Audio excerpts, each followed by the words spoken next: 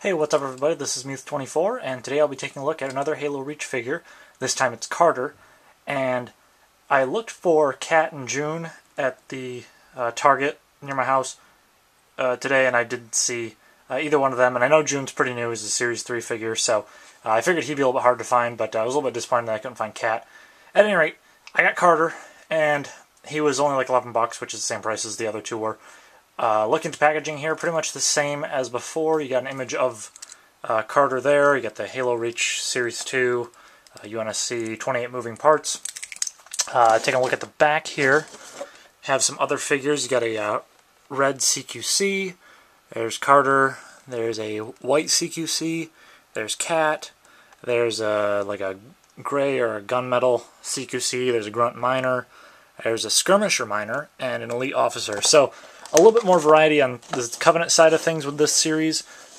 Not so much with the Spartans. I mean, it's a different armor style, but at the same time, it's they're doing the same thing that they did with the HasOps, just releasing the same armor type, just a bunch of different colors. So I figured they'll probably do that for a while. Although it does seem like they're doing some variations with the extras you can buy. I saw a couple of the Warthog turret variants that you can get, like the Gauss cannon and the rocket launcher cannon come with like a JFO and an operator.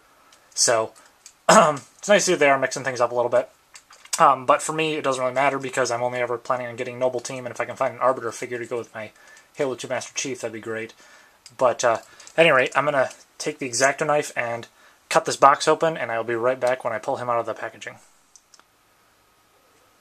Again, with the other figures, Carter is very nicely detailed. You got some good weathering effects on his armor, particularly on the legs there. Some on the arms. You got some nice paint jobs. Got the cool UNSC logo on the side of his shoulder there. It's a little bit more glossy of a color for his little comm device, whatever that is on the side of his helmet. Visor's a nice shiny gold. And you got some good detail on his backpack and all the armor on his back there. In terms of his weight distribution and his ability to stand up, I do find it takes a little while to get his legs in the right position, but despite what it's showing you right now, I do find it's a little bit easier to get him to stand up than it is for either George or Emil. I don't have to lean him against stuff as much. For the weapons that he comes with, he does come with a DMR, which is pretty neat. I don't have a figure that has a DMR yet, and I believe he's the only one out of the ones that I'm going to be getting that would come with one. And it comes with a little peg that you can stick into his back if you want to,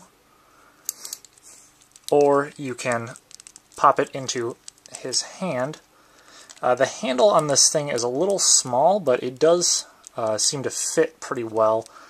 It will take some wiggling around to get his arm up if you want to, have him holding the gun with both hands, with one outstretched here on the barrel. But he can do that, and that looks pretty nice. I'm sure if I fiddle around with this more, I could get him into a cooler firing position. And then he also comes with a standard frag grenade, which you can just peg onto.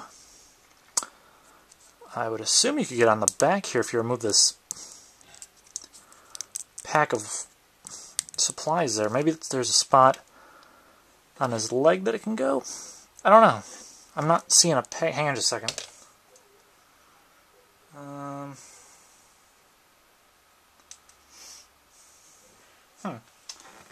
Well, that's odd. I don't see a peg that you're supposed to be able to put that on, but I assume if you pulled this little bag off of his back, yeah, there we go. If you pull that off, then you can peg the grenade onto his back there.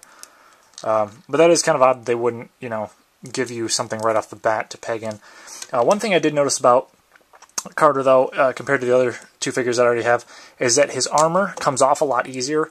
With the other ones, I struggled quite a bit to get his armor to come off, but if you haven't seen the reviews that I've already done of those, or you haven't seen the Reach figure reviews in general by other people, the armor permutations in the Reach game, as opposed to Halo 3, are a lot more specific, and you can customize your character a lot more than you could just with different armor permutations. You can change the shoulders, you can change the knee pads, you can change the helmet to like 3 different variants per helmet style. So that's the whole point of making this stuff removable, is that you can change your characters up however you want. In terms of posability, his head can rock back and forth, can turn 360 no problem, can go up and down, side to side. The arms can spin 360. With this arm, it's a little bit more difficult just because he's got that big shoulder armor there. But, I mean, if you really need to, you can pop it off and put it back on. It can rotate 360 below the elbow. You have a nice crank bend back and forth. The wrist swiggle can rotate 360. The torso is probably this figure's weakest point. You can twist it quite a bit. That shoulder is just going to pop off on me time and time again, isn't it? At any rate, he can twist back and forth quite a bit, but if you get him to go back too far, he can kind of get stuck back there. There I got him to go 360. Maybe it just needs to be loosened up a little bit. But at any rate, it is the tightest part of this figure, so do keep that in mind when you're posing him.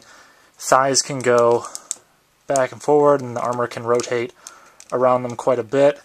The knee, or right above the knee rather, can spin 360. You can bend it again with that crank mechanism. These are a little bit looser than I'd like them to be though, but at the same time everything moves a lot more smoothly on this figure than it did on the Series 1 figures. And then the same crank mechanism for the foot, so you can get that to go back that far, forward that far. That can rotate 360, and then the toe does move a fair amount. So overall, slightly better posability than the Series 1 figures. Much more loose and easier to pose, easier to take the armor off. Again, these figures aren't that expensive, but at the same time, you can't pose them a ton. So it's kind of, you get what you pay for. But at the same time, the detail is just phenomenal. In size comparison to the other two, here's Carter next to George, and as you'd expect, he's pretty small compared to George. And here he is next to Emil, and they are about the same height. Emil looks a little bit taller here, but that's just because I've got Carter kind of leaning a little bit on one of his feet there. So, but you'd expect him to be about the same size as most of the other Reach Spartans in general. So that pretty much wraps up my review for Carter. I will have reviews of June and Kat sometime in the future when I'm able to locate figures of them. But that's pretty much it for this review. So with that, I will see you guys next time.